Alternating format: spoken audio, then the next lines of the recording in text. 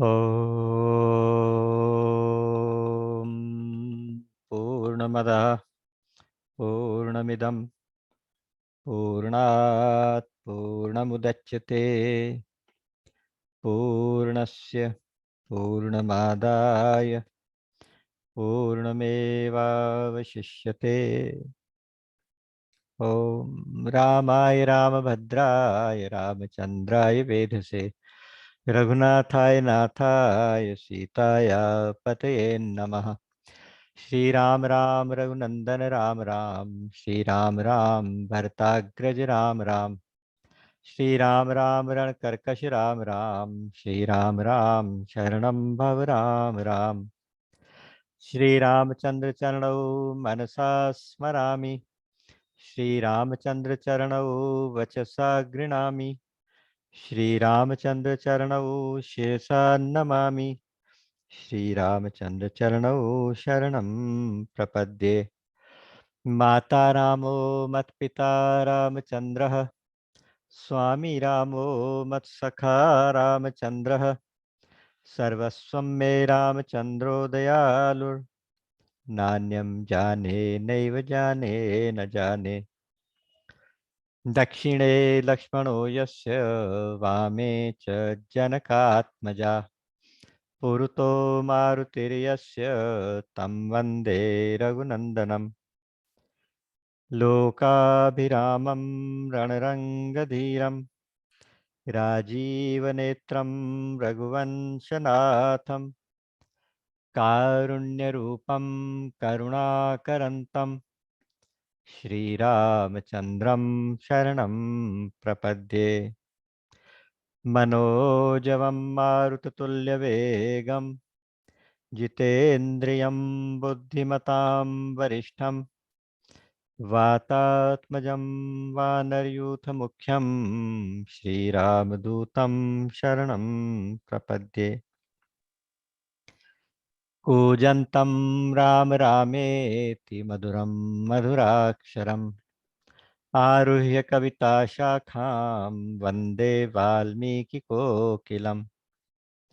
आपदामपहर्तारं दातारं सर्वसम्पदां, लोकाभिरामं श्रीरामं भूयो भूयो नमाम्यहम्।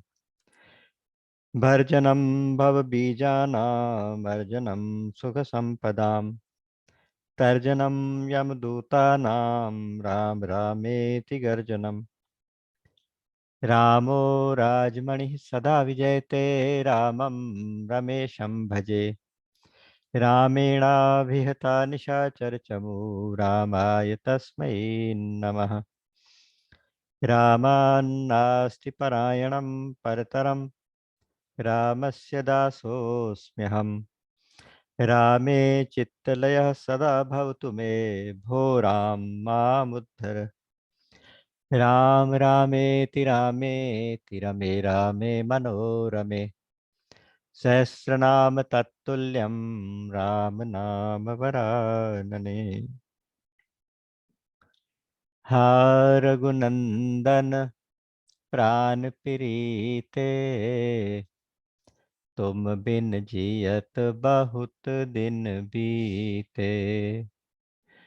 जे दिन गए तुम ही बिनु देखे, ते बिरंचि जनि पारहि लेखे। कृपा वारिधर राम खरारी, पाहि पाहि प्रणतारतिहारी। अतुलित बल अतुलित प्रभुताई, मैं मति मंद जानि नहीं पाई। निज कृत कर्म जनित फल पायो, अब प्रभु पाहि शरण तक आयो। असरन सरन बिरद संभारी, मोहि जनि तजहु भगत हितकारी। श्रवण सुजसु सुनियायहूँ, प्रभु भंजन भवभीर, त्राहि त्राहि आरति हरन, शरण सुखद रघुबीर।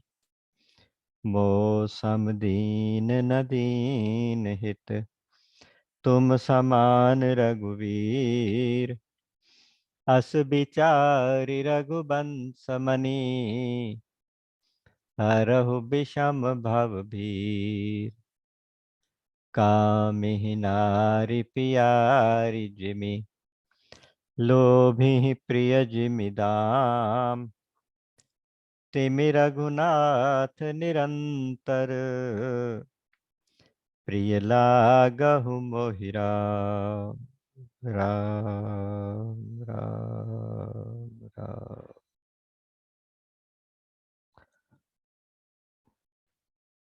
परमात्मा की अहेतु की कृपा के प्रति नतमस्तक होते हुए, क्योंकि उस कृपा के कारण हम सब आज एक बार फिर से यहाँ उपस्थित हुए हैं। आप सबके हृदय में बैठे हुए भगवान के श्री चरणों में कोटि कोटि नमन, और आप सबका इस सत्संग में हार्दिक अभिनंदन।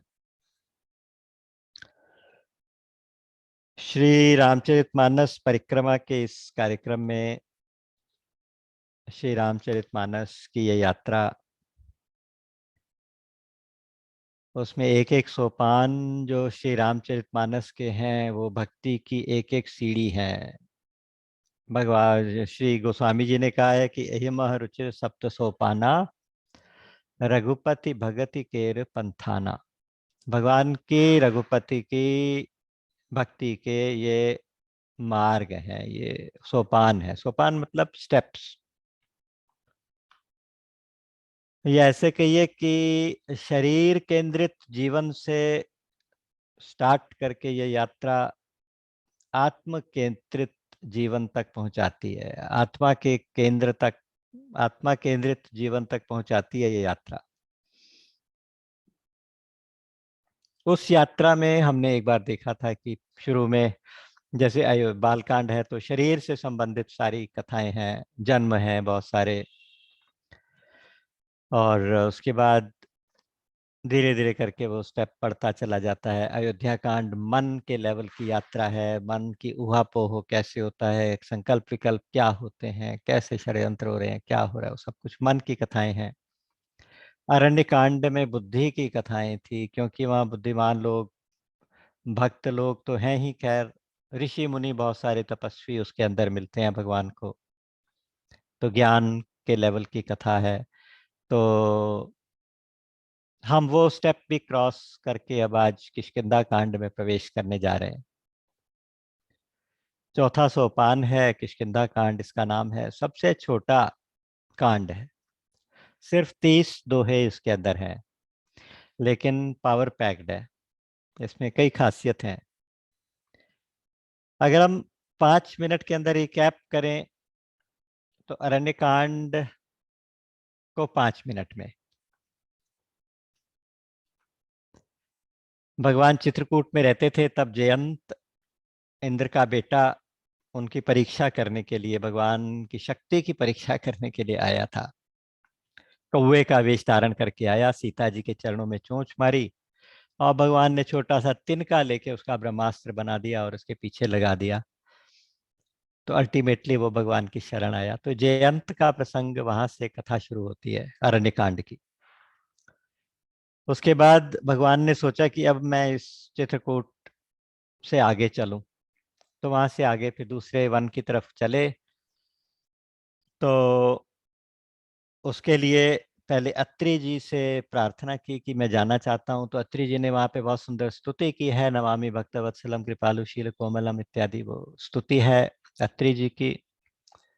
उसके बाद आगे बढ़े तो शरभंग जी के आश्रम में आए। शरभंग जी भगवान की इंतजार कर रहे थे, तो शरभंग जी का उद्धार हुआ। आगे जाके विराध का वध करते हुए सुतीक्ष्ण जी के आश्रम में पहुंचे। सुतीक्ष्ण जी बहुत अच्छे भक्त, उनकी तो कथा बड़े दिल से हम सबने पढ़ी थी। सुतीक्ष्ण जी का की साधना सफल करते हुए, उनके जीवन को सफल करते हुए सुतीक्ष्ण जी के साथ मिलके फिर अगस्त जी के आश्रम में गए। अगस्त जी के साथ सत्संग हुआ। अगस्त जी से उन्होंने रावण को मारने का मंत्र पूछा। अगस्त जी ने कहा पंचवटी में रह जाइए, वहीं दंडकारण्य थोड़ा और आगे चल के। ते पंचवटी में फिर भगवान रहने लगे। पंचवटी में एक दिन शूर्पणखा आ गई, तो शूर्पणखा वाला प्रसंग था। पंचवटी ये शरीर है, पांच भौतिक पंच तत्वों से बना हुआ शरीर, तो ये पंचवटी है।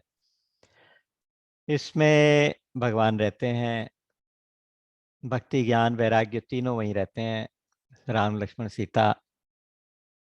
एक बार शूर्पणखा बहुत सुंदर सी माया की स्त्री बन के, वासना जो है वो आई, उसने भक्ति के ऊपर अटैक किया। पहले उसने ज्ञान के ऊपर अटैक करने की कोशिश की, ज्ञान को लुभाने की, बहकाने की कोशिश की। यानी राम जी से उसने कुछ प्रस्ताव रखा, तो राम ने सीता जी की तरफ देख के बात की, सामने बात ही नहीं की। यानी जब जीवन में वासना आए तो भक्ति का आधार ले लेना चाहिए, भक्ति की तरफ उन्मुख हो जाना चाहिए। तो अंत में फिर वैराग्य रूपी लक्ष्मण रूपी वैराग्य ने वासना की नाक कान काटी। वो रोते रोते अपने भाइयों के पास, खरदूषण के पास गई। खरदूषण कौन है? वो राग और द्वेष खरदूषण है। वो 14,000 की सेना लेकर आए, 14,000 राक्षसों की सेना लेकर आए। यानी 10 इंद्रियां और 4 अंतःकरण, मन बुद्धि चित्त अहंकार, उसके अंदर जो हजारों वृत्तियां हैं, हजारों वासनाएं, संकल्प विकल्प, वो सब राक्षस के रूप में, नेगेटिव फोर्सेस के रूप में ज्ञान से लड़ने आए। तो भगवान ने कुछ नहीं, उन सबको रामाकार कर दिया। सब एक दूसरे में राम का दर्शन कर करके वो आपस में पिघल गए, खत्म हो गए। यानी जब इस तरह का कुछ प्रसंग बने कि राग द्वेष बहुत ज्यादा होने लगे, तो सब में राम का दर्शन करना शुरू कर दें। तो ऐसा करने से वो वृत्तियां, जो नेगेटिव फोर्सेस हैं, वो अपने आप आपस में लड़ मरती हैं। तो खरदूषण का वध हो गया। अब ये गई अपने भाई रावण के पास। रावण को जाके उसने समझाया। तो रावण असल में मोह है, मोह दशमौली तद्भ्रात अहंकार, ऐसा करके पद आता है।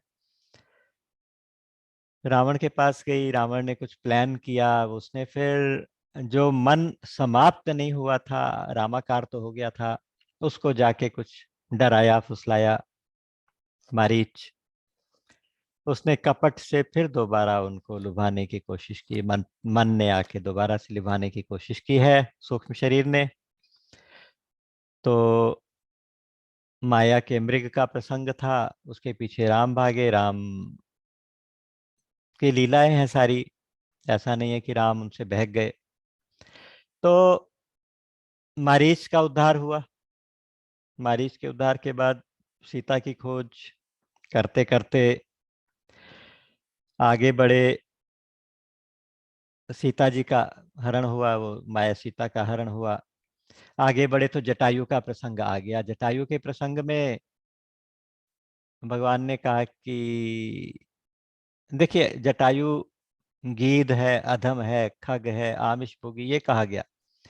गीध अधम खग आमिष भोगी, गति दीनी जेहि जाचत जोगी। उसको वो गति, वो उद्धार उसका हुआ है, वो गति मिली है जो योगी भी याचना करते हैं। क्यों? क्योंकि उसका जवाब भगवान ने दिया। उन्होंने कहा कि परहित बस जिनके मन माही, तिन कह जग कछु दुर्लभ नाही। तो जो परहित के लिए, दूसरों के उपकार के लिए, दूसरों के लिए अपनी जान भी न्यौछावर करते हैं, उनके लिए संसार में कुछ भी असंभव नहीं है। तो जटायु की सदगति हुई, जटायु का संस्कार भगवान ने अपने हाथों से किया। आगे जाके कबंध नाम के गंधर्व का उद्धार हुआ, और फिर शबरी के आश्रम में आ गए। जब भगवान की प्रतीक्षा, गुरु चरणों में विश्वास करके, गुरु के वचन में विश्वास करके, राम की प्रतीक्षा पूरी श्रद्धा के साथ, पूरे विश्वास के साथ की जाती है, तो भगवान स्वयं आते हैं। ये सूत्र भगवान ने वहां पे दिखाया हम सबको।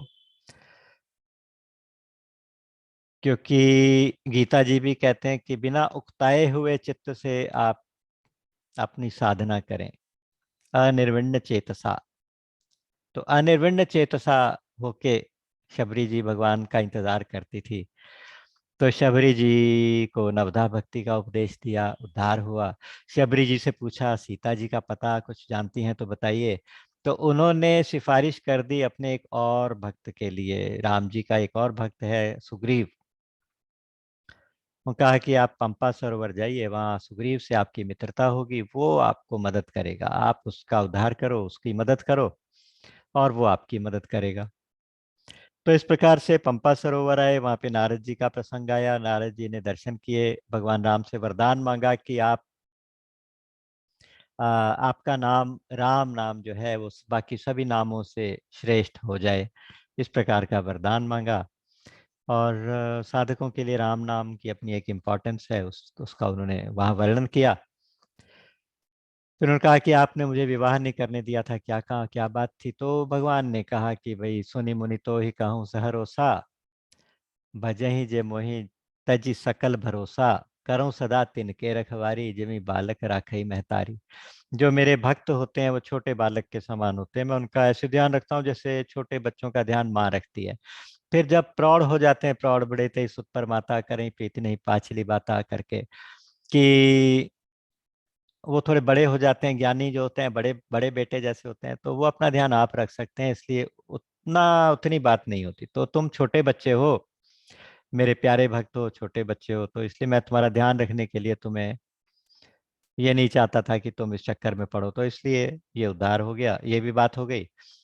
और फिर नारद जी ने संत के कुछ लक्षण पूछे हैं, भगवान ने अपने मुख से, श्री मुख से संत के लक्षण बताए, संतों के लक्षण। यहाँ पे अरण्य कांड को विराम दिया गया था और आज किष्किंधा कांड। एक और आधार इन कांडों का, इन सोपानों का है कि जैसे मोक्षदायिनी 7 पुरियां कहलाती हैं, अयोध्या, मथुरा, माया, काशी, कांची, अवंतिका, पुरी, द्वारावती चैव सप्तैते मुक्तिदायिका, मोक्षदायिका। तो उस क्रम में चौथी पुरी काशी है, तो किष्किंधा को काशी भी कहते हैं। एक बहुत मजेदार बात अभी थोड़े दिन पहले डॉक्टर साहब के मुख से मैंने सुनी कि बापूजी ने कही थी कि अगर आप ये चाहते हैं कि आपको काशी में रहने का फल मिल जाए, काशीवास की अपनी इम्पोर्टेंस है, काशीवास की तो इम्पोर्टेंस है कि जो वहाँ रहते हैं या जहाँ पे किसी जीव के प्राण जाते हैं, तो भगवान शंकर खुद आके उसके मंत्र में उसके कान में राम मंत्र का जाप करते हैं और उसकी मुक्ति होती है। तो काश्याम मरणान मुक्ति ही ये सूत्र है, काशी में मरण से मुक्ति होती है। तो अगर किसी भक्त ने पूछा था बापू जी से, उन्होंने कहा कि भाई हम कैसे करें, हम काशी नहीं जा सकते तो हमारे लिए क्या। तो उन्होंने कहा कि आप किष्किंधा कांड का पाठ रोज करें। तो किष्किंधा कांड का पाठ रोज करने वाले को काशी में वास का फल मिल जाता है, और किष्किंधा को ही काशी का स्वरूप भी माना गया। तो इसीलिए जब इसका मंगलाचरण होगा तो उसमें भगवान शंकर की सबसे पहले वंदना, फिर काशी की वंदना, फिर शंकर भगवान की वंदना सोरठे में। तो इस प्रकार से राम की वंदना, राम लक्ष्मण की वंदना तो है ही। तो एक और इसकी खास बात किष्किंधा कांड की है कि इसमें से अब इसी कांड में भगवान श्री हनुमान जी महाराज का एंट्री होती है। तो हनुमान जी का जो चरित्र है वो यहाँ से इस कांड के अंदर प्रारंभ होता है। तो इसलिए भी एक कांड बहुत ज्यादा पावरफुल माना गया, बहुत ज्यादा इम्पोर्टेंट माना गया है। तो छोटा सा कांड लेकिन बहुत पावरफुल कांड है, क्योंकि हनुमान जी के बारे में तो कहते हैं कि जाके गति है हनुमान की, ताकि पैज पूजी आई यह रेखा कुलिश पशान की, अघटित घट घटन सुघट विघटन, ऐसी बिरुदावली नहीं आन की, सुमिरत संकट सोच विमोचन, मूर्ति मोद निधान की, और तापर सानुकूल गिरिजाहर लशन राम अरु जानकी, तुलसी कपि की कृपा विलोकनी, खानि सकल कल्याण की, जाके गति है हनुमान की। अर्थ बहुत क्लियर है, लेकिन एक शॉर्ट बता देता हूँ कि जो हनुमान जी महाराज का सहारा लेते हैं ना, जो भी हनुमान की गति जिनको है, अर्थात जो भगवान हनुमान जी की शरणागत हो गए, ताकि पैज पूजी आई या रेखा कुलिश पशान की, पत्थर की जो लकीर होती है ना, हार्ड पत्थर में जो डिजाइन होता है, लकीर होती है, यानी कि ऊपर से लकीर खींची भी नहीं, जो पत्थर के अंदर लाइनें होती हैं, पत्थर की लकीर उसको बोलते हैं, वो नहीं मिट सकती। और कुछ मिट जाए, पत्थर घिस जाए, पत्थर टूट जाए तो टूट जाए, लेकिन पत्थर की लकीर तो पत्थर की लकीर है। कहते हैं ये बात पत्थर की लकीर की तरह से समझ लीजिए, इतनी दृढ़ है, इतनी पक्की है कि जो हनुमान जी के शरणागत हैं उनकी इच्छा पूरी होती ही होती है, उनका कल्याण होता ही होता है। पैज पूजी आई, उनकी पैज पूजा पूजी जा, मतलब उनकी इच्छाएं पूरी होती हैं, उनको उनका कल्याण होता है। तो ये हनुमान जी महाराज की इम्पोर्टेंस है। तो वो हनुमान जी की एंट्री भी इसी कांड में होगी। श्री रामचरितमानस के 5 प्राण कहे जाते हैं, 5 मेन कैरेक्टर्स हैं, 5 प्राण। एक तो राम जी हो गए, सीता जी हो गई, लक्ष्मण जी हो गए, चौथे सुग्रीव और पांचवें विभीषण। तो ये जो नहीं, पांचवें सुग्रीव और पांचवें भरत जी, तो ये 5 प्राण हैं। प्राण पान उदान व्यान समान, जैसे पंच प्राण होते हैं, ऐसे रामचरितमानस के 5 प्राण हैं। अच्छा, इन पांचों प्राणों के प्राण हनुमान जी हैं, प्राणों के भी प्राण हनुमान जी हैं, क्योंकि उन्होंने कहीं ना कहीं किसी ना किसी लीला में इन पांचों के प्राण बचाए हैं, पांचों को प्राण दान दिया। राम जी को अहिरावण पकड़ के ले गया था, राम लक्ष्मण को, तो वहां से कौन, हनुमान जी छुड़ा के लाए। नागपाश में बंध गए, बंधने की लीला की भगवान ने, तो वहां भी गरुड़ जी को लाके हनुमान जी ने इनको बंधन कटवाए। तो राम के प्राणों की रक्षा एक तरह से हनुमान जी के हाथों हुई। फिर दूसरा, लक्ष्मण की तो संजीवनी लेके आए, लाए सजीवन लक्ष्मण जी आए, श्री रघुवीर हर्षि उर लाए, तो लक्ष्मण जी के प्राणों की रक्षा। सीता जी के प्राणों की रक्षा, क्योंकि जब सीता जी की खोज में अशोक वाटिका पहुंचे हनुमान जी, तो उस समय सीता जी विरह में बहुत व्याकुल थी। त्रिजटा से कह रही थी, माता तू मेरी दुख सुख की साथिनी है, साथिन है, तो मुझे कहीं से अग्नि का इंतजाम कर दे, अब मैं इस शरीर को रखना नहीं चाहती। आनी काठ रच चिता बनाई, मातु अनल पुनि देहि लगाई। अग्नि भी लगा दे, चिता भी बना दे, बस मैं अब रावण की ऐसी बातें सुन नहीं सकती और ज्यादा वेट नहीं कर सकती, मैं शरीर त्यागना चाहती हूँ। उस हालत में जाके राम जी का संदेश माँ जानकी को सुनाया, तो सीता जी के प्राणों की रक्षा हुई। फिर सुग्रीव के प्राणों की रक्षा भी हनुमान जी ने कराई, क्योंकि सुग्रीव तो मारा मारा डर डर के फिरता था, अपने भाई से डरा डरा सा, कहाँ कहाँ जाके छिपता रहता था, जहां से उसको शक होता कि मेरे पीछे भाई ने कुछ आदमी भेज दिए, फिर भाग जाता था। तो वो ऐसा जीव था जो, जिसको भागने की बहुत प्रैक्टिस थी, भागता ही रहता था, भागता ही रहता था। उसके पास भगवान राम को खुद लेके पहुंचे, जाके उनसे मित्रता कराई, जाके उसको राज्य वापस मिला, और राजा बनाया, तो सब कुछ उसका ठीक ठाक कराया, तो उसके लिए भी हनुमान जी ने प्राण बचाए। अच्छा, भरत जी के कब बचाए? भरत जी जब अवधि पूरी हो गई थी 14 वर्ष की, तो भरत जी का भगवान राम से एक वायदा था कि आखिरी दिन आप जरूर आ जाइए, क्योंकि एक भी दिन ऊपर नहीं होना, अगर एक भी दिन ऊपर हो गया तो मैं चिता बना के उसमें अग्नि में प्रवेश कर जाऊंगा।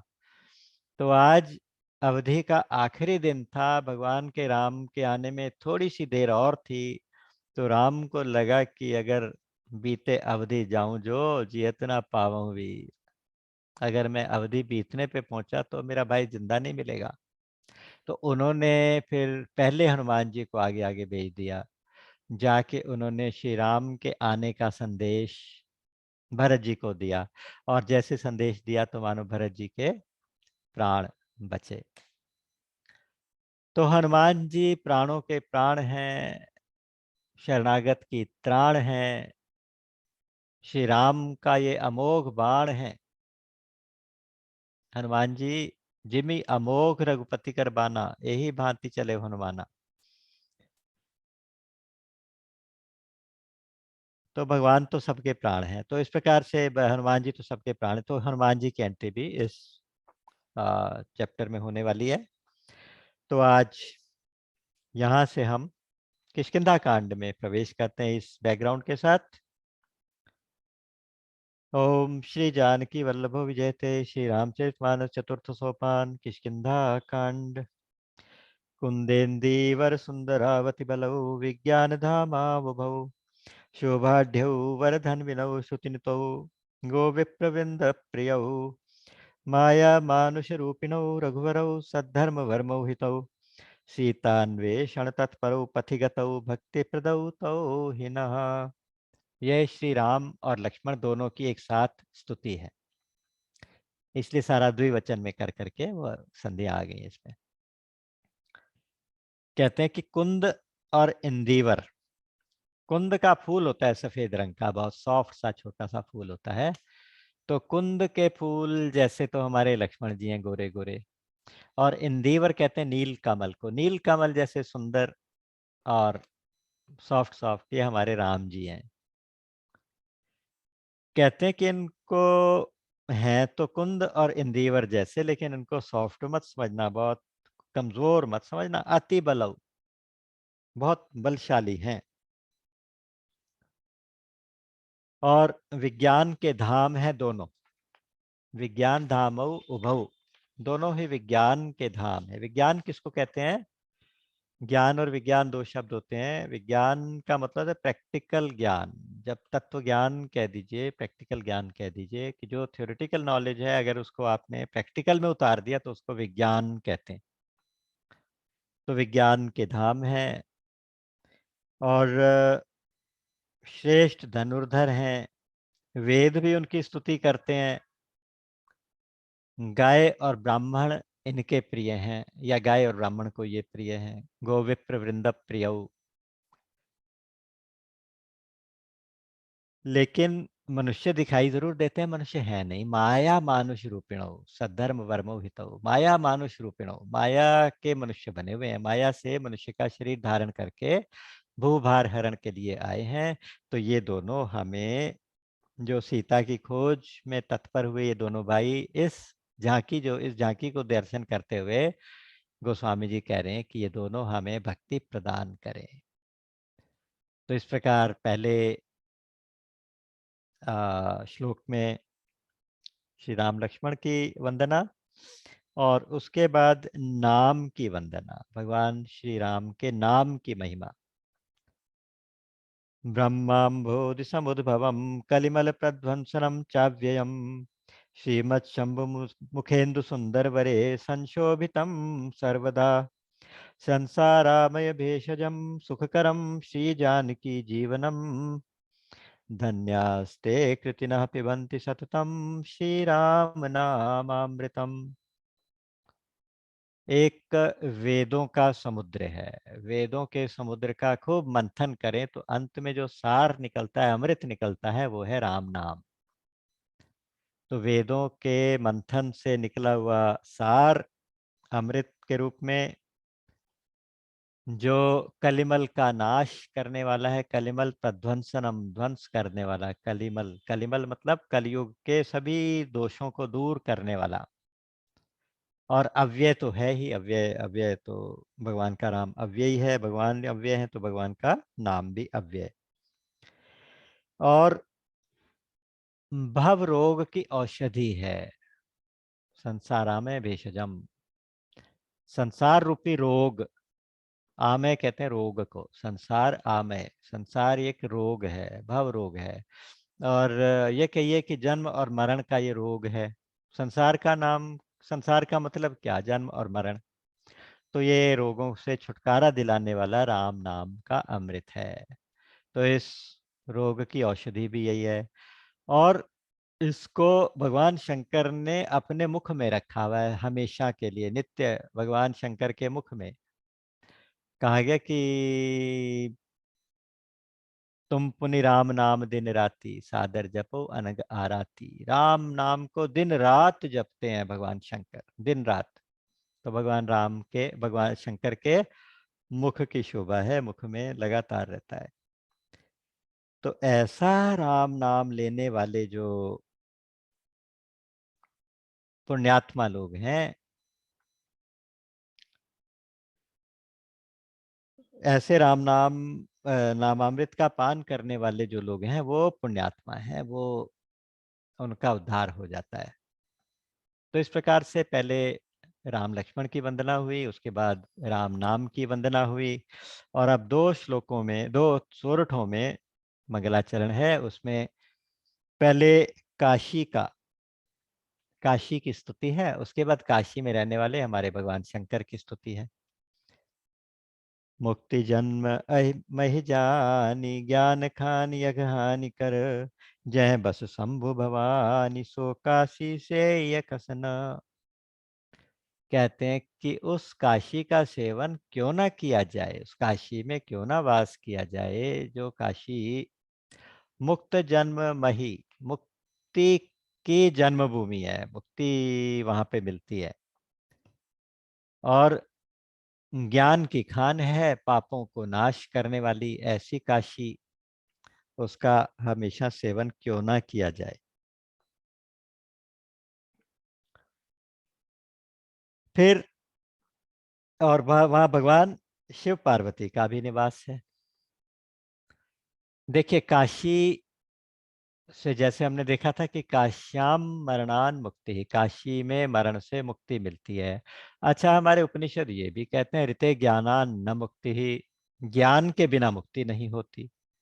तो ज्ञान ना हो और काशी में रहे तो मुक्ति हो जाएगी। तो यहाँ वो कहते हैं कि वो तो ज्ञान खानी है, वहां रहोगे तो ज्ञान हो ही जाएगा।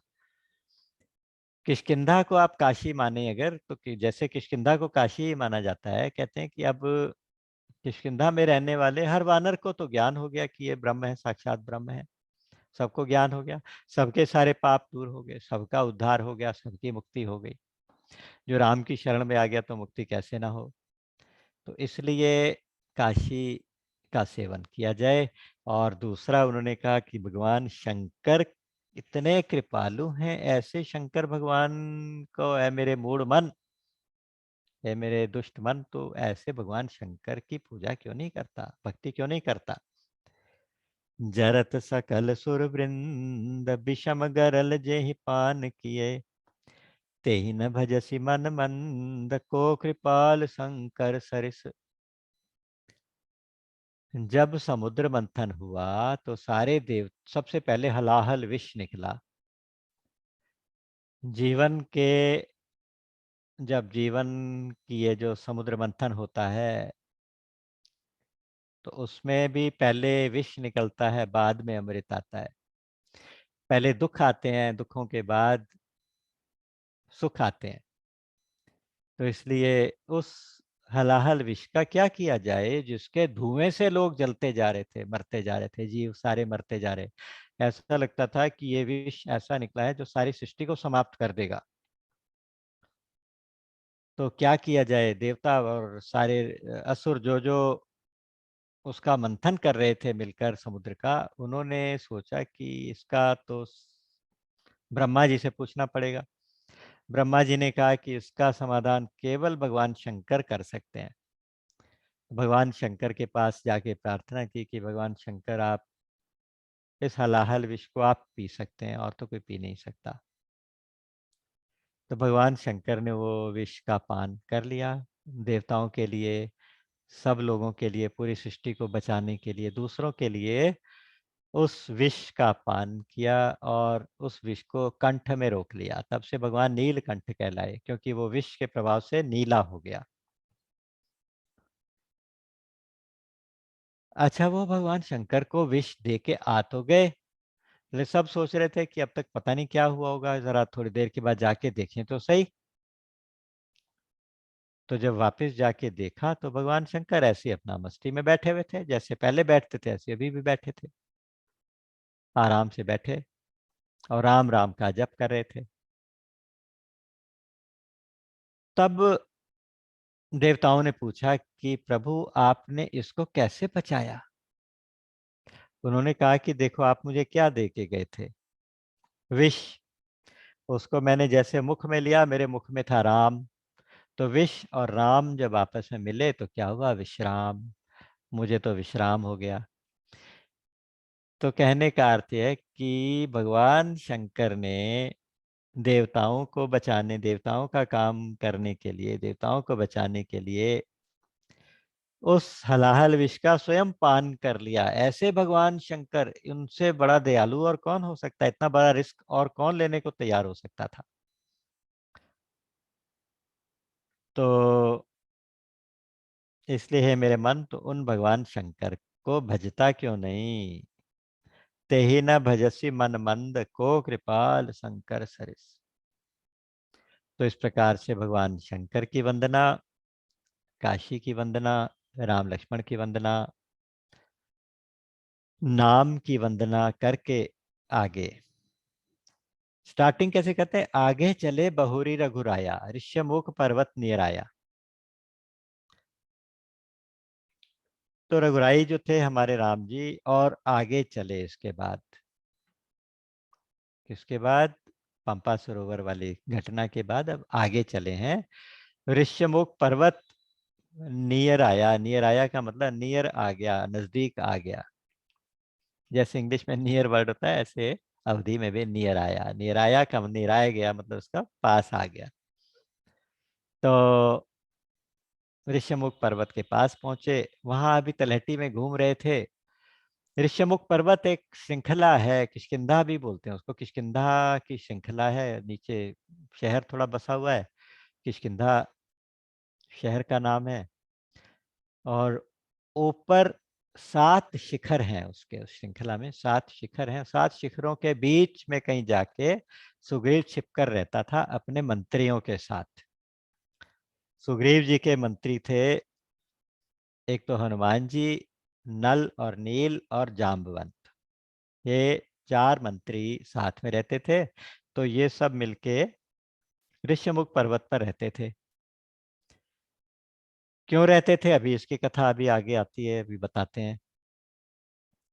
और सुग्रीव का स्वभाव समझिए कि सुग्रीव बहुत डरपोक है, शक्तिशाली बहुत है, लेकिन बहुत डरपोक है। और बाली से, अपने भाई से इतना ज्यादा डरा हुआ है कि जहां भी उसको थोड़ा सा भी शक होता है कि ये बाली का आदमी होगा तो उससे दूर भाग जाता है। हमेशा वो भागता रहता है, जान बचा बचा के भागता रहता है। हनुमान जी की सलाह पे आके वो ऋषिमुख पर्वत पर बसा था, क्योंकि इस ऋषिमुख पर्वत के ऊपर बाली एक शाप के कारण आ नहीं सकता था। तो इसलिए बाली तो आ नहीं सकता, बाली का अगर कोई सैनिक भी आएगा तो वो भी वहां पत्थर हो जाएगा। बाली आएगा तो उसके सिर के टुकड़े टुकड़े हो जाएंगे, ये शाप था। अभी इसकी कथा अभी आएगी। तो वहां सुग्रीव जब मंत्रियों के साथ बैठे थे, उन्होंने दूर से देखा कि ये तो 2 बड़े सुंदर राजकुमार क्षत्रिय लगते हैं, बहुत स्ट्रांग लगते हैं, बहुत वीर लगते हैं। क्योंकि बॉडी लैंग्वेज से एक योद्धा दूसरे योद्धा को पहचान जाता है। हालांकि वो बनवासी वेश में घूम रहे हैं, लेकिन जो धनुष बाण धारण किए हुए हैं, चलने का जो स्टाइल है और चेहरे पे जो तेज है, उसको देख के सुग्रीव समझ गया कि ये कोई साधारण पुरुष नहीं है, कोई साधारण राजकुमार नहीं है। तो ये है कौन, कौन हो सकते हैं। तो अब उसका मन हमेशा डरा रहता है, तो निगेटिव थॉट्स उसके मन में आते रहते हैं। वो सोचता है कि कहीं बाली के मन में दोबारा से मेरा वैर जाग गया, तो उसने कोई 2 क्षत्रिय मुझे मारने के लिए भेजे हैं।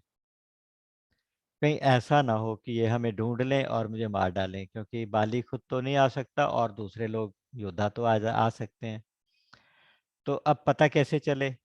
तो उन्होंने हनुमान को कहा, हनुमान जी आप जाइए, जाके पता करिए ये दोनों कौन हैं। हनुमान जी क्या हैं? बुद्धिमताम वरिष्ठम, बुद्धिमानों में सबसे बड़े, ज्ञानिनाम अग्रगण्यम, सकल गुण निधानम, सारे गुणों के निधान, ज्ञान की खान। क्योंकि हनुमान जी से ज्यादा अच्छी रिपोर्टिंग और कोई नहीं कर सकता। और दूसरा, हनुमान जी अपना वेश बदल के जाने में माहिर थे, क्योंकि हनुमान जी तो सब कुछ सब तरह से कर सकते थे। तो इसलिए उन्होंने हनुमान को कहा कि हनुमान आप जाओ जरा पता करो कि ये दोनों कौन है। अगर ये बाली के भेजे हुए हुए तो मुझे इशारा कर देना, मैं यहाँ से भाग जाऊंगा। और तुम ब्राह्मण के वेश में जाना, क्योंकि ब्राह्मण का ये वध नहीं करेंगे, क्षत्रिय है ना, तो ब्राह्मण को नहीं मारेंगे। अगर उनको पता भी चल गया कि तुम मेरे आदमी हो तो तुम्हें मारेंगे नहीं, तो इसलिए तुम जाओ।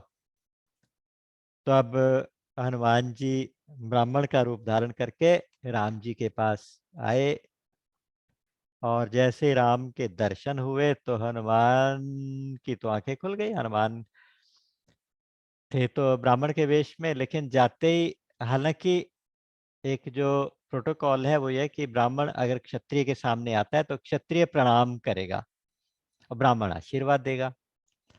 यहाँ अचानक उल्टा हो गया, जाके चरणों में गिर के प्रणाम करने लगे। जाके प्रणाम किया, प्रणाम करके उनसे सवाल पूछे, को तुम श्यामल गौर शरीरा, छत्री रूप फिरहु बन बीरा, कठिन भूमि कोमल पदगामी, कवन हेतु बिचरहु बन स्वामी, मृदुल मनोहर सुंदर गाता, सहत दुसह बन आतप बाता, कि तुम तीन देव मह को, नर नारायण की तुम दो, की जगत कारण तारन भव, भंजन धरनी भार, कि तुम अखिल भुवन पति, लीन मनुज अवतार।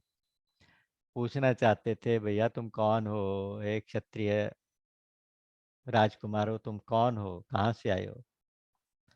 और ये तो सारा का सारा खुद ही बोल गए, सब कुछ बता दिया। तुम श्यामल गौर शरीर वाले कौन हो? को तुम श्यामल गौर शरीरा, क्षत्रिय के रूप में फिर रहे हो तुम, जरूर और ही कोई असाधारण पुरुष हो। मनुष्य माया मानुष रूपिण है ना, माया मनुष्य बने हुए हो, लेकिन हो तो तुम कोई और। क्योंकि आपके चरण बहुत कोमल कोमल है। हनुमान जी की पहली दृष्टि कहाँ जाती है? चरणों में जाती है। चरण आपके बहुत कोमल कोमल हैं, और ये पृथ्वी तो बहुत कठोर है, नंगे पैर आप इसमें क्यों घूम रहे हैं? इतनी तेज गर्मी का मौसम, ऊपर से लू, गर्म पत्थर, और इतनी हवा चल रही, आप कैसे, क्यों इतना दुख सहन कर रहे हो? क्या बात है? तुम कौन हो? अभी तक तो माधुर्य की बात, फिर अचानक माधुर्य से ऐश्वर्य की बात करने लगते हैं। क्योंकि पहले उन्हें लगता है मृदुल मनोहर सुंदर गाता, तुम इतने सॉफ्ट सॉफ्ट, इतने सुंदर सुंदर शरीर वाले दोनों राजकुमार। क्योंकि भगवान इतने सुंदर हैं, इतने सुंदर हैं, उनकी सुंदरता का वर्णन नहीं हो सकता। तो इसलिए जो भी पहले देखता है तो सबसे पहले एक जो स्टनिंग, एक एक उनका इफेक्ट होता है ना, वो सुंदरता की वजह से, भगवान इतने सुंदर। कहते हैं को तुम तीन देवों में से कोई नहीं हो, ब्रह्मा विष्णु या महेश में से तो तुम कौन नहीं हो, या तुम नर नारायण हो दोनों, या तुम स्वयं साक्षात ब्रह्म हो, परमात्मा हो, पृथ्वी का भार उतारने के लिए मनुष्य के रूप में आए हो। तो एक तरह से जैसे जैसे उन्होंने अपने प्रश्न पूछे, राम जी हनुमान को देखते ही रह गए। वाल्मीकि रामायण एक जगह आता है, इसमें कथा आती है कि हनुमान को भगवान ने उनकी वाक्य रचना जो थी ना, जितने सुंदर शब्दों से, जितने तरीके से बोल रहे थे, तो उन तरीकों से पहचान लिया। कि ये कोई साधारण ब्राह्मण नहीं है, ये तो कोई, भगवान तो जानते थे कौन है, तो साधारण ब्राह्मण ऐसी भाषा नहीं बोल सकता। उनकी सुंदर वाक्य रचना, सुंदर भाषा। तो लखन जी देख रहे हैं कि राम जी को राम जी जवाब देंगे, राम जी तो हनुमान को देखे जा रहे। तो लखन लाल जी ने कहा जी बताओ इनको। तो कहते हैं कि रुक जाइए, बोलता है तो ऐसा मन करता है कि बोलता रहे, मैं सुनता रहूं, ये बोलता रहे और मैं सुनता रहूं। तो जब इस तरह के प्रश्न पूछे गए, क्योंकि राम लक्ष्मण का जो तेज था ना, उस तेज का प्रभाव ही ऐसा था कि हनुमान जी के मुख से अपने आप ऐसी बातें निकलने लगी। आपको याद होगा जैसे ध्रुव जी थे, ध्रुव जी ने तपस्या की थी, भगवान नारायण जब प्रकट हुए तो ध्रुव तो 5 साल के बच्चे थे, उनको स्तुतियां याद नहीं, उनको कुछ पता नहीं, तो हाथ जोड़ के खड़े थे, उनको पता ही नहीं था क्या स्तुति करनी है। तो भगवान नारायण ने अपना शंख उनके गाल से, कपोल से छुआया, और वो सारी स्तुतियां, वेदों में जो वर्णित भगवान की स्तुतियां, वो बोलने लगे अचानक। कुछ ऐसा ही चमत्कार आज हनुमान जी महाराज के साथ हुआ है कि वो कहने लगे कि या तो तुम 3 देवों में से कोई हो, या तो तुम नारायण हो, या तो तुम साक्षात ब्रह्म हो जो अवतार लेके पृथ्वी का भार उतारने के लिए आ गया। अब और दूसरा, उनकी कौपीन से कहते पहचाना भगवान। ऐसे भी कथा आती है कि उनकी कौपीन को देखते रहे, कौपीन से पहचाना, ऐसा कुछ वरदान था हनुमान जी को। तो खैर, तो राम ने तो पहचान लिया, लेकिन फिर भी अब जैसा पूछा वैसा ही जवाब देना चाहिए। तो कहते हैं कौशलेश दशरथ के जाए, हम पितु बचन मानि बन आए। नाम राम लक्ष्मण दो भाई, संग नारी सुकुमारी सुहाई।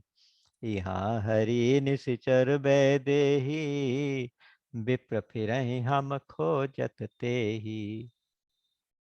3 लाइनों में उन्होंने आपके पूरा परिचय दे दिया कि कौशलेश दशरथ के पुत्र हैं, पिता की आज्ञा मान के हम वन में आए हैं। कहा कौन हो, तो बता दिया कौशलेश महाराज दशरथ के बेटे हैं। क्यों घूम रहे हो यहाँ पे, अपने पिता की आज्ञा से घूम रहे हैं। और हमारे साथ एक सुकुमारी नारी थी, मेरी धर्मपत्नी, उसको निशाचर उठा के ले गया, हरण करके ले गया। हम उस निशाचर को और वैदेही को ढूंढ रहे हैं। यहाँ पे कुछ लोग ये भी कहते हैं कि यहाँ हरि निश्चर वैदेही, विप्र फिर हम खोजते ही। इसका मतलब यहाँ हरि निशिचर और वैदेही, हम तीनों को ढूंढ रहे हैं, क्योंकि हमें मालूम है कि यहाँ वानर मिलेंगे, हनुमान जी मिलेंगे। हरि का मतलब वानर भी होता है, तो वो वानर हमारी सहायता करेंगे। और निशिचर राक्षसों को ढूंढ रहे हैं, उनको ढूंढ ढूंढ के मारेंगे, और वैदेही को ढूंढ ही रहे हैं। तो अब कहते हैं कि आपन चरित कहा हम गाई, विप्र कहो निज कथा बुझाई। क्योंकि हमने तो अपना परिचय दे दिया है, ब्राह्मण देवता आप भी अपना परिचय दीजिए। तो जैसे इतनी सारी बात बताई, तो हनुमान जी असल में कौन है? हनुमान जी रुद्र अवतार है। आप देखिए, भगवान शंकर जो हनुमान के रूप में इस युग में भगवान राम के सेवक बन के आए हैं, जो शिव के रूप में भगवान राम के सेव्य भी हैं, है ना, और सेवक भी हैं, और यहाँ सेवक हैं हनुमान के रूप में। एक दोहावली में एक दोहा भी इस तरह का आता है कि जही शरीर रति राम सो, तेही आदरहि सुजान। जिस शरीर में भगवान राम से प्रीति हो जाए, उस शरीर की सब लोग, समझदार लोग, उस शरीर की तारीफ करते हैं, आदर करते हैं। क्यों? रुद्र देह तजी, नेह बस बानर बे हनुमान। जो रुद्र थे भगवान शंकर, वो भगवान राम की प्रीति के कारण वानर रूप में हनुमान बन के आए हैं। ये शंकर भगवान है। अच्छा, तो जब मनु शत्रुपा जी का प्रसंग आप याद कीजिएगा, पीछे कश्यप और अदिति ने भी तपस्या की है, मनु शत्रुपा ने भी की है। तो उसमें आकाशवाणी के रूप में भगवान राम ने देवताओं की प्रार्थना, जब देवताओं ने जो प्रार्थना की है, पृथ्वी गाय का रूप धारण करके आई और सारे देवता ब्रह्मा जी सहित जाके भगवान की प्रार्थना कर रहे हैं कि हमें संकट से बचाओ, जय जय सुरनायक, वो वाली प्रार्थना सबसे पहली प्रार्थना रामचरितमानस की।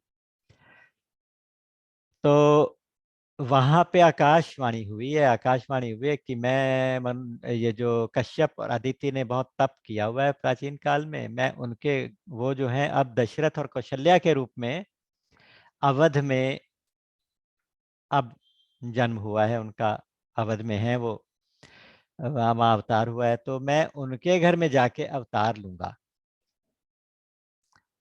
और मुझे नारद के वचन को भी सत्य करना है, तो नारद के वचन को भी सत्य करूंगा उसी लीला में। नारद के वचन के बारे में भी शंकर भगवान जानते हैं, उस आकाशवाणी के रूप में के बारे में भी शंकर भगवान जानते हैं। जब ये पता चला कि नारद के क्या वचन थे, क्या नारद ने तो शाप दिया था कि तुम नारी विरह में तड़पोगे और वानर तुम्हारी सहायता करेंगे, तुमने मुझे वानर बना के इतना दुख दिया, इतना सताया, तो ये वानर ही तुम्हारी सहायता करेंगे। जब ये पता चला तो ब्रह्मा जी ने सबको प्रार्थना, सारे देवी देवताओं को प्रार्थना की थी कि आप सब लोग जाके बानर और भालू का शरीर धारण कर करके पृथ्वी पे जाके अभी से रहने लगो। तो तब से वो सारे लोग अपने एक एक रूप से वानर बन के, जितने भी देवता हैं सब वानर के रूप में यहाँ रह रहे हैं और इंतजार कर रहे हैं कि कब भगवान राम आएंगे, कब भगवान का अवतार होगा और हम उनकी सहायता करने के लिए हमें वो चूज करेंगे। तो हनुमान जी को अपनी वो सारी बातें पुरानी याद आ गई। उन्होंने कहा कि कौशलेश दशरथ के जाए, हम पितु वचन मानी बनाए, तो वही है। फिर राम लक्ष्मण है नाम इनके, राम तो नाम सुना हुआ लग रहा है, राम नाम, राम के बारे में पता था कि राम के रूप में आएंगे। और यहाँ हरि निश्चर वैदेही विपरीत फिर हम खोजते, हम उसको खोजते फिर रहे हैं, तो इसका मतलब यह है कि ये वही है। अब हनुमान जी चरणों में गिर पड़े, एकदम पहचान गए।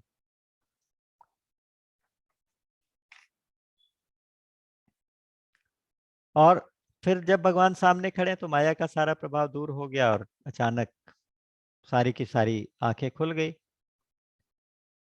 बाकी भगवान जिसको अपना परिचय देना चाहें वो उसको दे देते हैं। जही जाने हो सोई जाने हो, जही देहु जनाई, जानत तुम ही हुई जाई। भगवान राम को वही जान पाता है, भगवान की लीला असलियत को वही जान पहचान पाता है जिसको भगवान खुद पहचानवाना चाहे। तो भगवान ने चाहा होगा हनुमान जी मुझे पहचान जाए, तो हनुमान जी भगवान को पहचान गए। फिर एक ये भी बात है कि हनुमान जी सूर्य भगवान के शिष्य हैं, सूर्य ने शिक्षा दी है और सूर्य ने शिक्षा देने के बाद कहा है कि सुग्रीव मेरे अंश से पैदा हुआ मेरा बेटा है, तुम जाके सुग्रीव की सहायता करो, सुग्रीव की सेवा करो, वहां राम के रूप में भगवान आएंगे और उनकी सुग्रीव से मैत्री होगी और सुग्रीव के साथ मिलके तुम, परात्पर ब्रह्म स्वयं आएंगे, तो सुग्रीव के साथ मिलके तुम वहीं रहो, तुम्हें भगवान राम के दर्शन होंगे।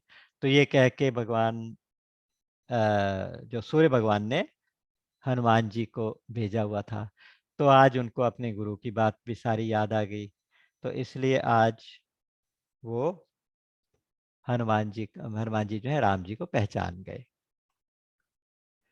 प्रभु पही, अच्छा अच्छा, यहाँ एक स्तुति है, प्रभु पहचानी परेउ गही चरना से लेकर, अस कही परेउ चरण अकुलाई, निज तनु प्रगट प्रीति उर छाई।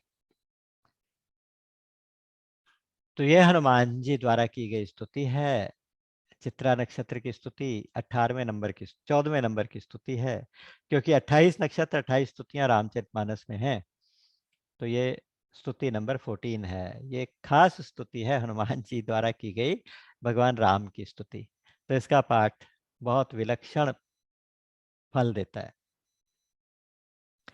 प्रभु पहचानी परे उगहि चरना, सो सुख उमा जाई नहीं बरना। मोर न्याऊ मैं पूछा साई, तुम पूछहु कस नर की नाई। तब माया बस फिरऊं भुलाना, ताते मैं नहीं प्रभु पहचाना। एक मंद में मोह बस, कुटिल हृदय अज्ञान। पुनि प्रभु मोहि बिसार्यो, दीन बंधु भगवान। यद्यपि नाथ बहु अवगुण मोरे, सेवक प्रभु ही परे जनि भोरे।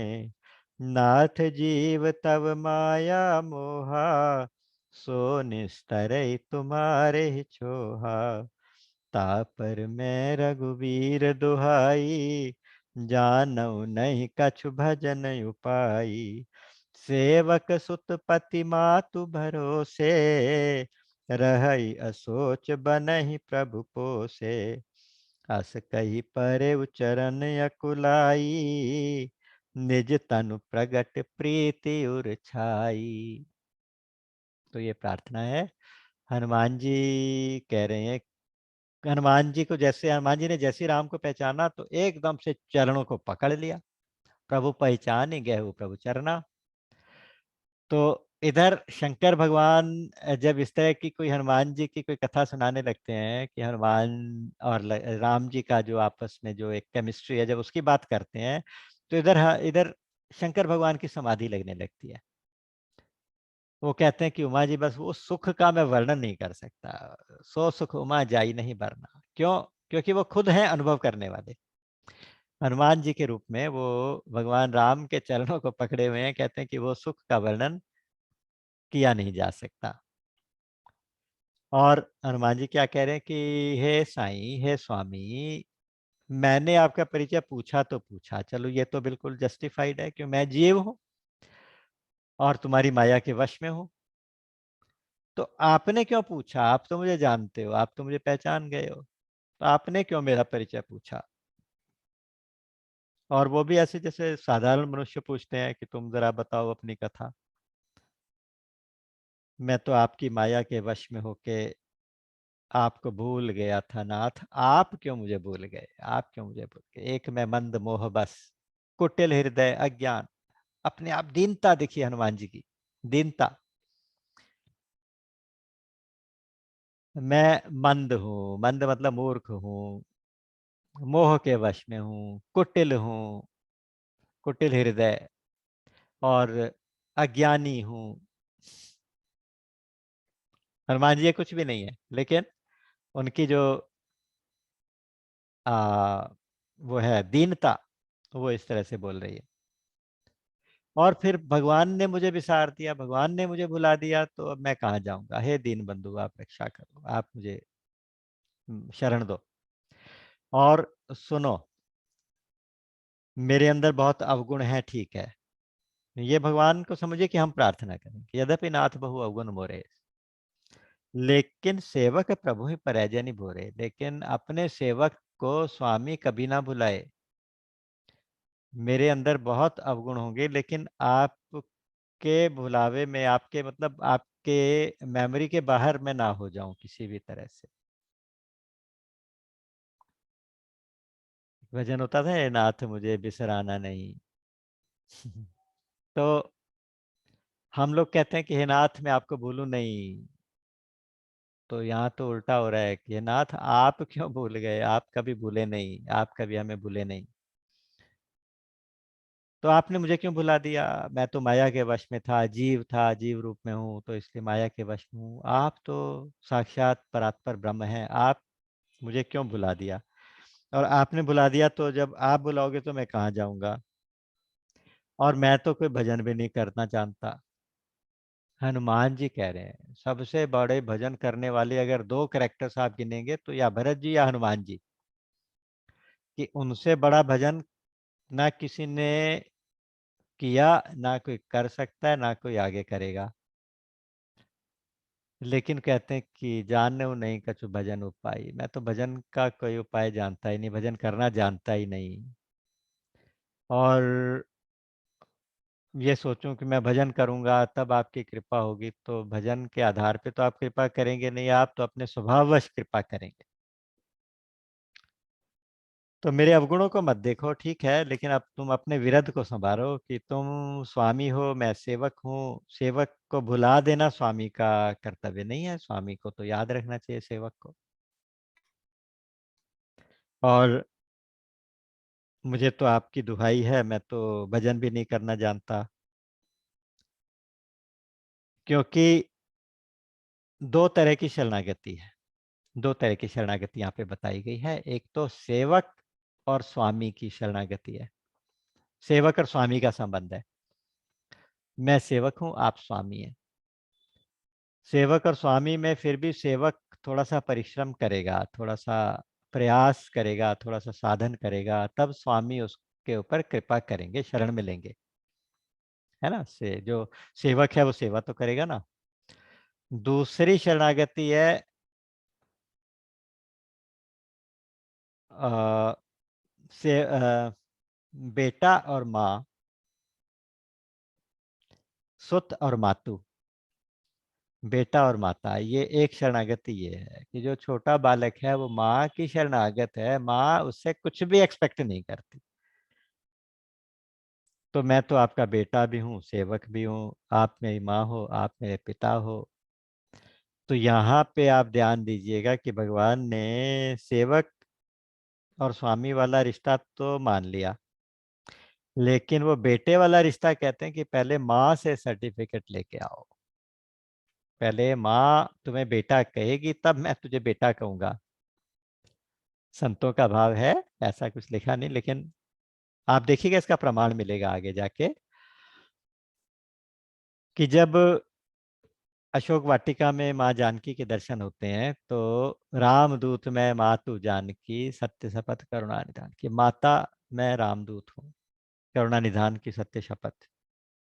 यह मुद्रिका मातु में आनी, दीन राम तुम क्या, हे माता ये मुद्रिका मुझे राम जी ने दी है। तो इस तरह से करके उन्होंने माता की 9 रूपों में माँ माँ माँ माँ माँ कहा। जैसे दुर्गा नवरूप माता, जो मैया होती हैं 9 रूपों में होती हैं, उसी तरह से 9 बार उन्होंने माता माता माता माता माता जननी ऐसे कहा।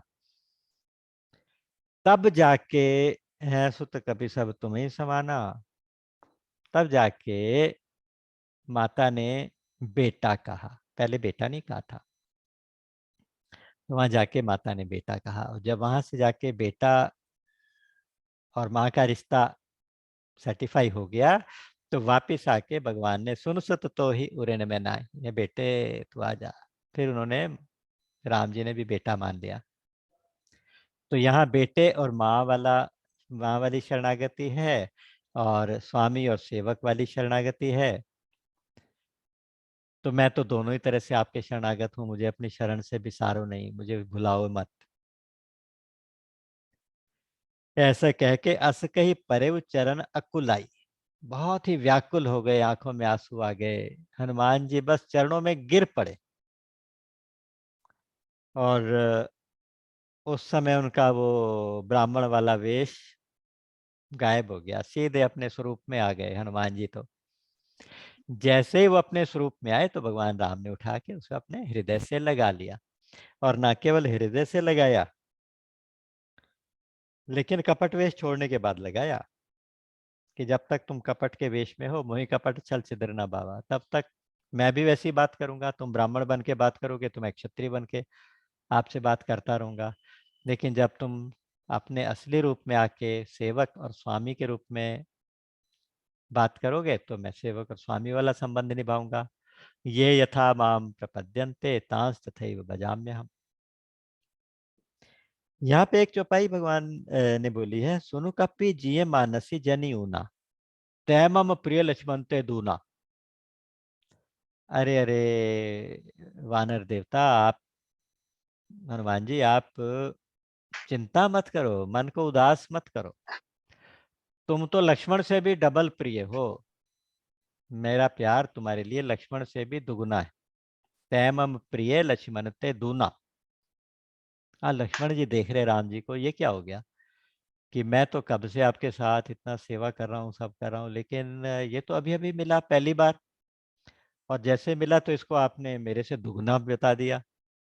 तो राम मन ही मन मुस्कुरा रहे हैं, कह रहे हैं कि देखो अभी थोड़ी देर में पता चल जाएगा। ये पहले रूप में शिव जी थे, तब मेरा प्यार था, इनसे दूसरी तरह का प्यार था। अब ये हनुमान बन के आए हैं तो अब दूसरा प्यार हो गया, तो अभी डबल प्यार हो गया। और तुम तो मेरी ही रक्षा करते हो, सिर्फ मेरे ही साथ रहते हो, मुझे ही प्यार करते हो, और ये तो हम दोनों की रक्षा करेगा, ये हम दोनों की सेवा करेगा। तुम तो सिर्फ मेरी सेवा करते हो, तो दुगना तो हो ही गया। तो इस तरह से बहुत सारे भाव संतों ने दिए कि तैमम प्रिय लक्ष्मण ते दूना क्यों कहा होगा भगवान ने। तो ये चौपाई हनुमान जी ने ना याद रख ली होगी उन्होंने। उन्होंने कहा कि भगवान ने कहा था कि सुनो कपि जिये मानसी जनियुना तैमम प्रिय लक्ष्मण ते दूना, याद रख लिया। उसके बाद जब जानकी जी विलाप कर रही थी ना, जानकी जी उदास हो रही थी कि पता नहीं राम मुझे याद करते हैं कि नहीं करते, मुझे क्यों बिसरा दिया, हनुमान जी से कह रहे, तो हनुमान जी कह रहे अरे माता, जन जननी मानु जिये ऊना, तुम ते प्रेम राम के दूना। तो बिल्कुल वैसी चौपाई वहां पे उन्होंने वहां बोल दी, यहाँ से सीखी हुई चौपाई। और वहां जानकी जी को प्रसन्नता हुई कि जानकी जी, माँ जानकी आप चिंता मत करो, तुम्हारे से दुगना प्यार राम तुमसे करते हैं, जितना प्यार तुम करती हो ना उससे दुगना प्यार तो राम करते हैं। यहाँ राम जी कह रहे हैं समदर्शी मोहि कह सबको, सेवक प्रिय अनन्य गति सो। मुझे सब लोग समदर्शी कहते हैं, है ना, सबके साथ समोहम सर्वभूतेषु न मे द्वेषोस्ति न प्रिय। 9वां अध्याय 23वां 29वां श्लोक।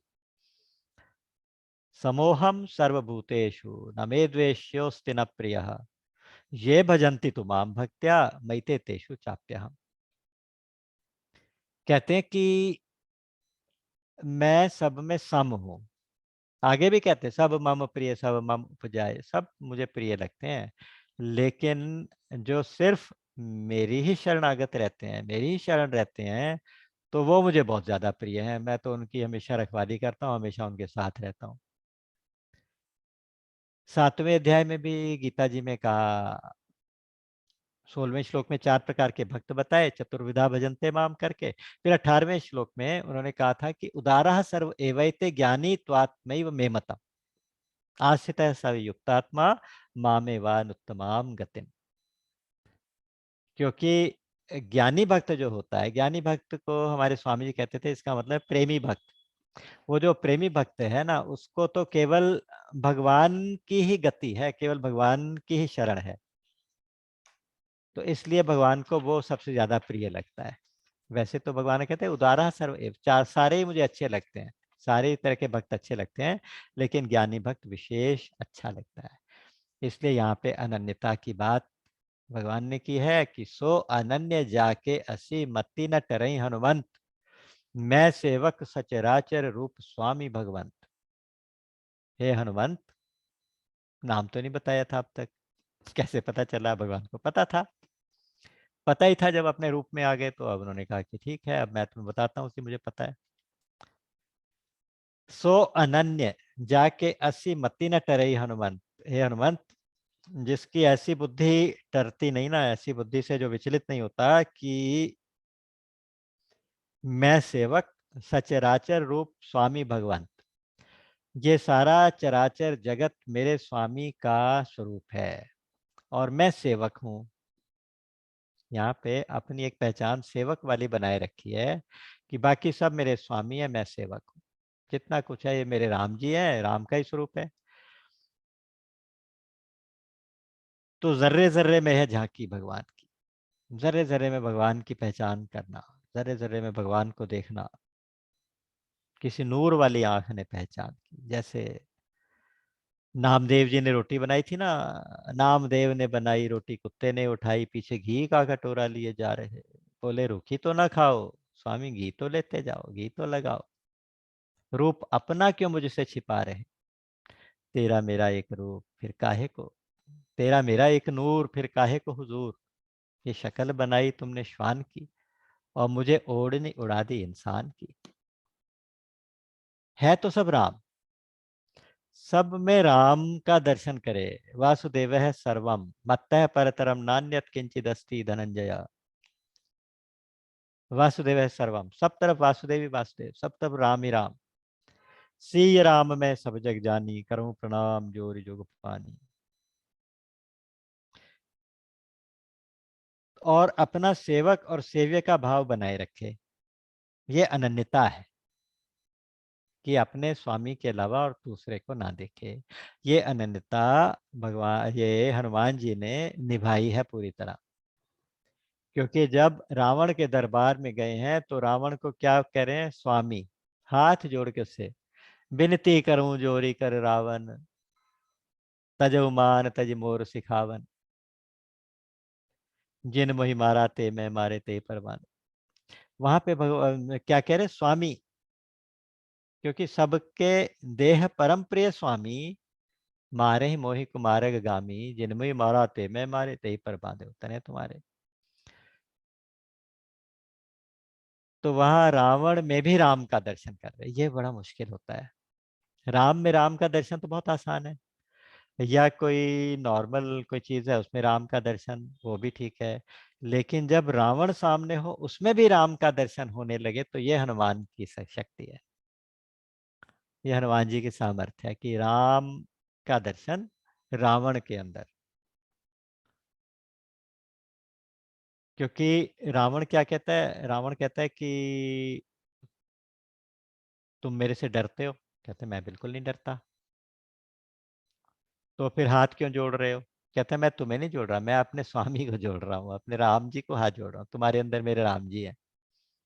विनती करूं जोरी कर रावण, हाथ जोड़ रहा हूं किसको, अपने राम जी को। तो कहता है कि लेकिन ये सारे जितने दरबारी हैं सब डर रहे हैं ना। भ्रिकुटी विलोकप सकल सभीता, वो कहते हैं इसलिए डर रहे हैं क्योंकि तुम्हारी भ्रिकुटी को देख रहे हैं, मैं तो राम जी की भ्रिकुटी को देखता हूँ, उनके भ्रिकुटी विलास सृष्टि लय हुई, उनके भ्रिकुटी के हिलने से तो सृष्टि का लय हो जाता है। सपने हूँ संकट परे की सोई,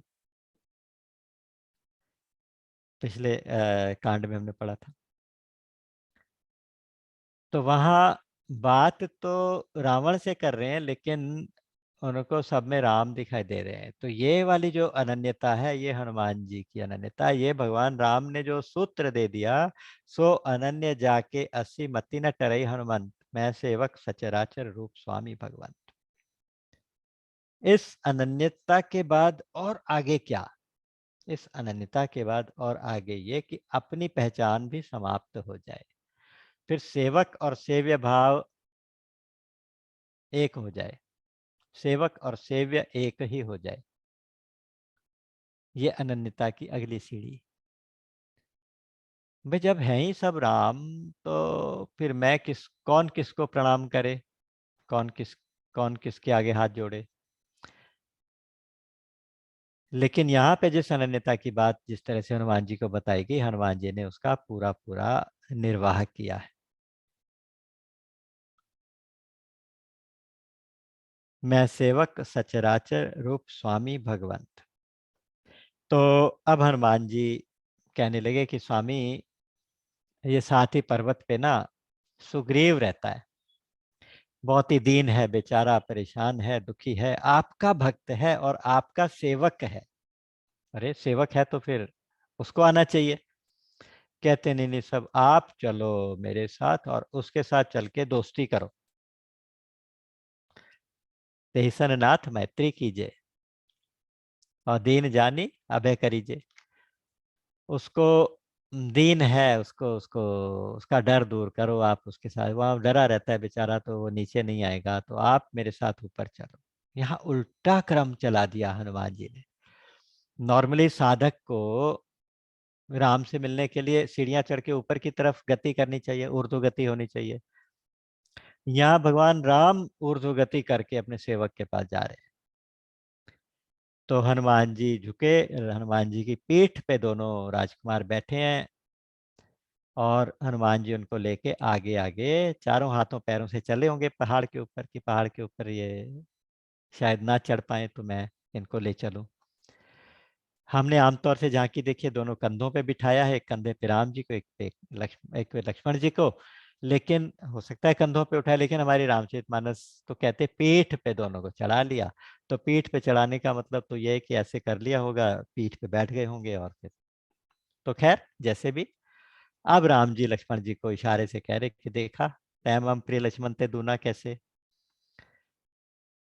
कि तुम तो सृष्टि को अपने ऊपर उठाते हो शेष अवतार में, शेष के रूप में, और ये आपको भी अपने ऊपर उठा लेता है, तो इसलिए तैमम प्रिय लक्ष्मण ते दूना वाली बात सिद्ध हो गई। सुग्रीव के पास लेके आए, सुग्रीव दर्शन करता है तो भाव विभोर हो जाता है, एकदम से शॉक्ड खड़ा रह जाता है, देखता देखता चरणों में गिर पड़ता है। कहते हैं कि सादर मिले नाई पद माथा, भेंटे अनुज सहित रघुनाथा। ये चौपाई खास तौर से मैंने एक संत की वाणी है, संत कहते हैं कि ये चौपाई जैसे काशी में भगवान शिव का की इम्पोर्टेंस है, ऐसे किष्किंधा में इस चौपाई की इम्पोर्टेंस है। सादर मिले नाई पद माथा, बेटे अनुज सहित रघुनाथा। इस चौपाई का पाठ करने से काशीवास का फल मिलता है, भगवान प्रसन्न होते हैं, ज्ञान कर्म भक्ति तीनों सिद्ध होते हैं इस चौपाई के पाठ से। ये सिद्ध चौपाई है, कर्म ज्ञान भक्ति तीनों का सूत्र बीज मंत्र है। तो आप देखिए, सुग्रीव ने कोई ऐसा साधन नहीं किया बहुत बड़ा, विषयी है, स्वार्थी है, डरपोक है, भगोड़ा है। ये सब होने के बावजूद भी सुग्रीव से मित्रता करने के लिए भगवान स्वयं सारा प्रोटोकॉल तोड़ के उसके पास आ गए। क्यों? क्योंकि इसकी सिफारिश एक भक्त कर रहा है, एक संत कर रहा है। तो जहां संत की सिफारिश से सब कुछ हो जाता है। हनुमान जी जैसा संत सिफारिश करा, उससे पहले शबरी जी ने भी कह दिया था। शबरी ने कहा था कि वहां जाइएगा, सुग्रीव मिलेगा, सुग्रीव से आप मित्रता करना।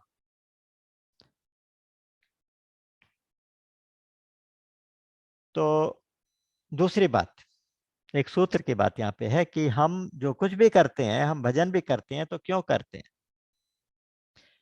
भगवान ने हमें याद किया, तब हम भगवान को याद कर पाते हैं। वरना जीव में इतनी शक्ति नहीं होती वो अपने बलबूते पे भगवान को याद करे। साधारण भाषा में कहें तो जीव जो है रिएक्ट कर सकता है, एक्ट नहीं कर सकता। तो इसलिए पहले सुग्रीव से मित्रता करने की इच्छा राम जी को हुई, उसके बाद सुग्रीव के मन में खलबली हो गई है। अब वो सोच रहा है कि क्या ये मेरे साथ मित्रता करेंगे। अब उसका मन करे कि ये मेरे दोस्त बन जाए। तो इसलिए भगवान की प्रेरणा से उसके मन में आ गया दोस्त बन जाए।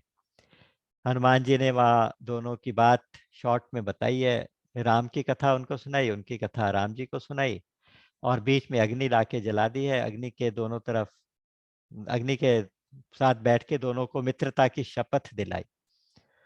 उसमें यह है कि मैं तुम्हारी मदद करूंगा, तुम मेरी मदद करो। इस प्रकार से वो मित्रता हो गई। अब आपस में बात कर रहे हैं। अब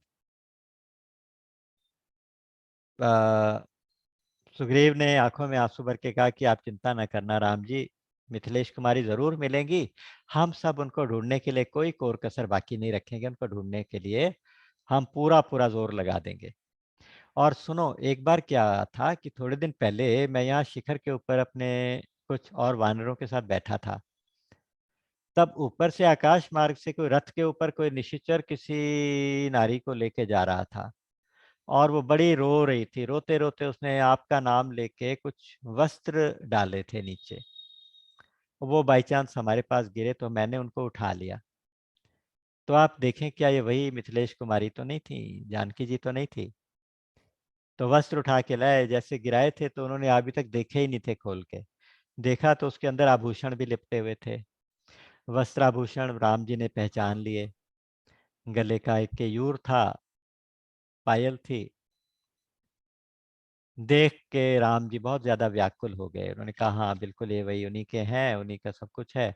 कंफर्म करने के लिए लक्ष्मण को दिखा रहे हैं, भैया देखो ये जानकी का केयूर है ना, जानकी का हार है ना। तो लक्ष्मण जी की आंखों में आंसू आ गए। उन्होंने कहा कि नाहम जानामि केयूरे, नाहम जानामि कुंडले। मैं हार भी नहीं जानता कौन सा पहनती थी मेरी माँ, मैं कुंडल भी नहीं जानता। नूपुरे तो अभिजानामि नित्यम पादाभिवंदनात्।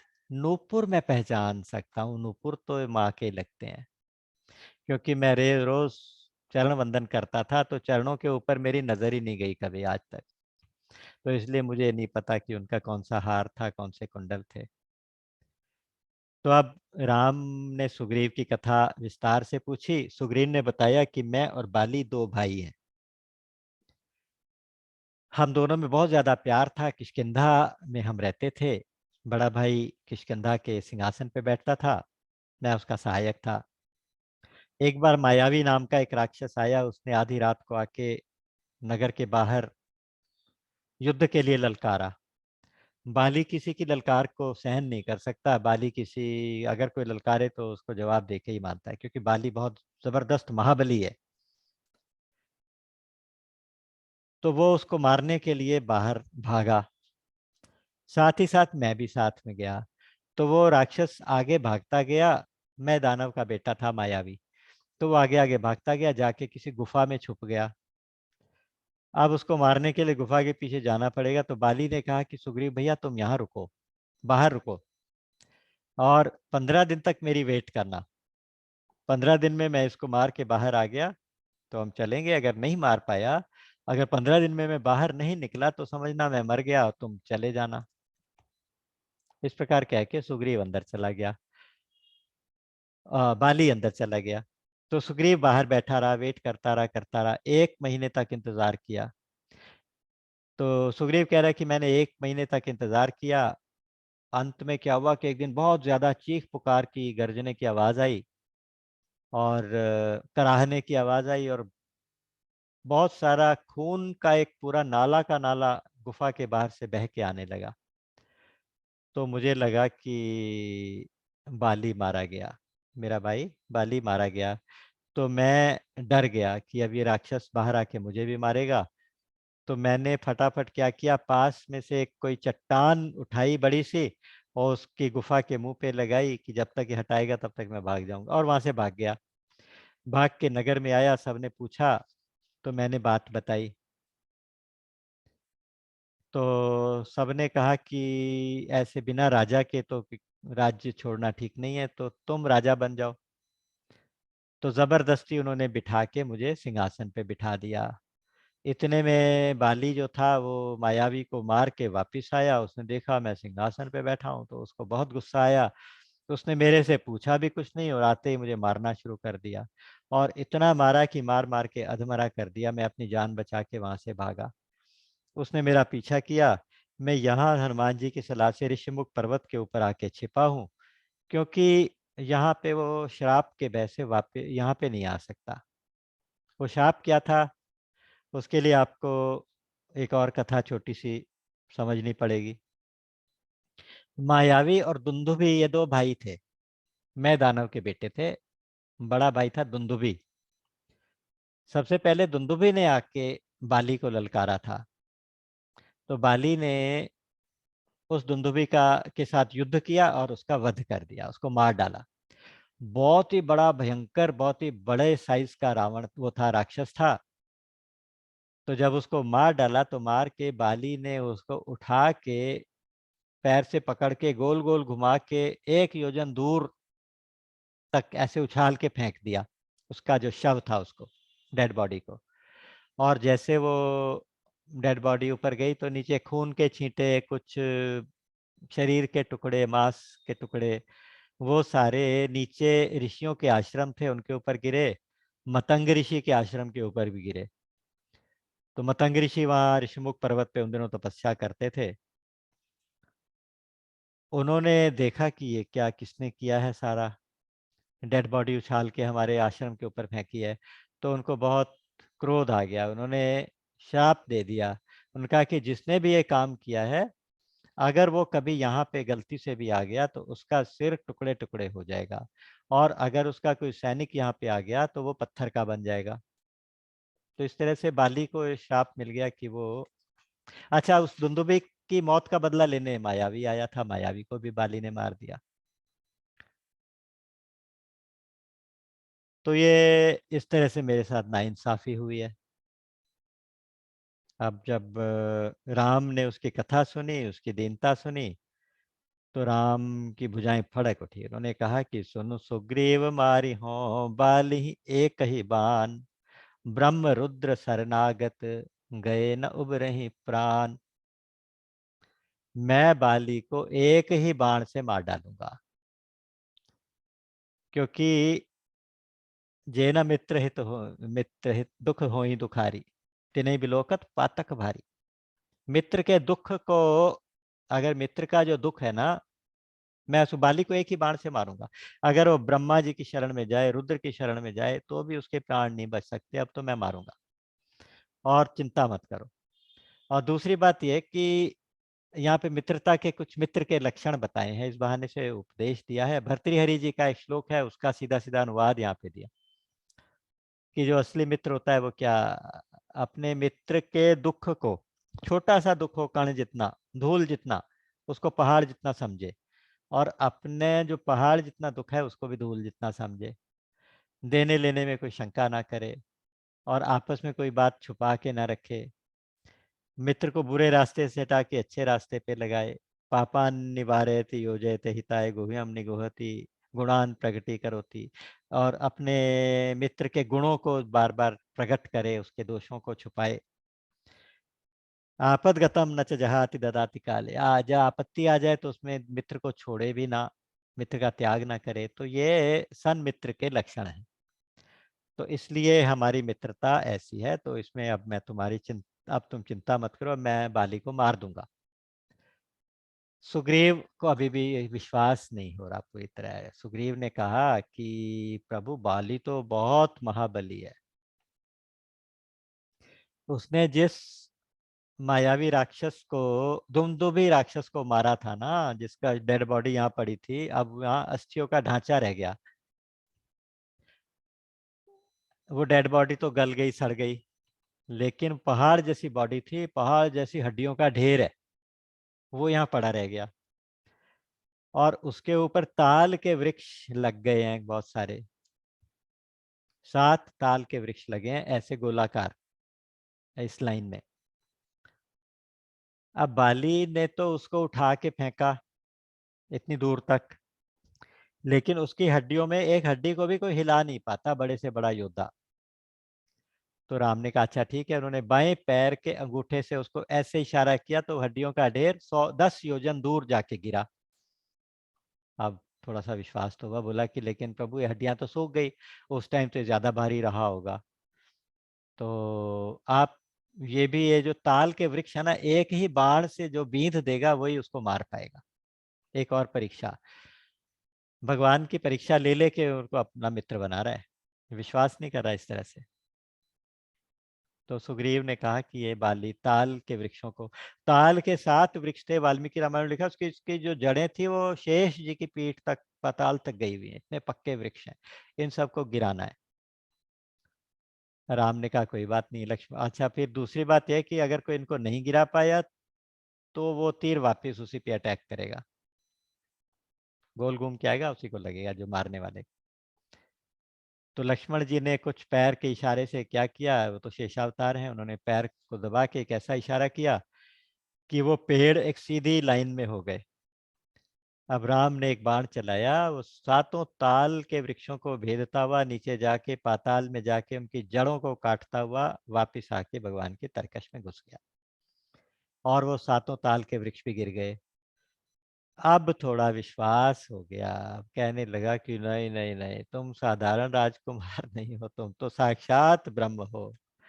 एकदम से ज्ञान की बातें करने लगा। देव त्वम जगताम नाथ परमात्मा न संशय, तुम परमात्मा हो, तुम जगत के नाथ हो, इसमें मुझे अब कोई संशय नहीं। तुम अवतारी पुरुष हो, तुम साधारण पुरुष नहीं हो। तो अब मुझे कुछ नहीं आपसे चाहिए प्रभु, बस अब वो ज्ञान की बातें करते हैं। उपजा ज्ञान बचन तब बोला, नाथ कृपा मन भयो अलोल। अब मेरा मन स्थिर हो गया, अब मेरा जो चंचल मन था अब स्थिर हो गया। सुख संपत्ति परिवार बढ़ाई, सब परिहरी करिहूं सेवकाई। अब ऐसा कुछ आशीर्वाद दे दो, ऐसे कोई कृपा कर दो कि सुख संपत्ति परिवार बढ़ाई, ये सब कुछ छोड़ के बस केवल आपकी सेवा करूं। क्योंकि ये सब राम भक्ति के बाधक, ये सब राम भक्ति के बाधक हैं। कहीं संत तव पद अवराधक, और शत्रु है मित्र, कौन किसका शत्रु कौन किसका मित्र। अब ना ज्ञान की बातें देखिए, वैराग्य की ज्ञान की बातें, कौन किसका शत्रु कौन किसका मित्र। ये सारा जगत तो सपना है, सपने जैसा है सारा।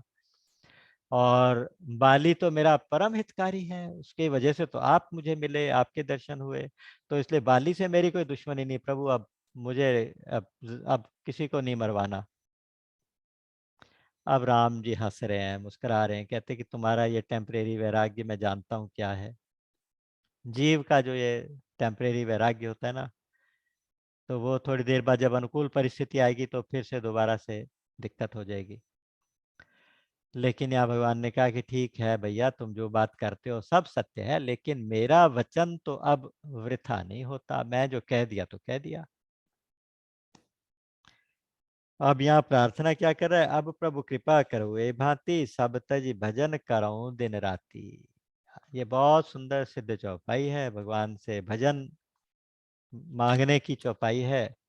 अब प्रभु कृपा करो ए भांति, सब तज भजन करो दिन राति। ऐसी चौपाई सिद्ध मंत्र है, इसका पाठ करने से भजन में वृद्धि होती है। और अंत में एक बात और मुझे याद आई है, तो वो कहता चलूं कि पंडित गया प्रसाद जी जब कहते थे कि भगवान से भजन के बदले में भजन ही मांगना है।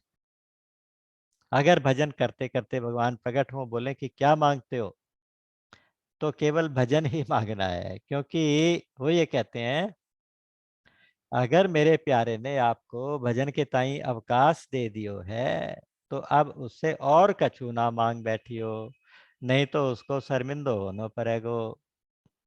क्योंकि अब इससे ज्यादा उसके पास देने को बच्चों ही कुछ नहीं।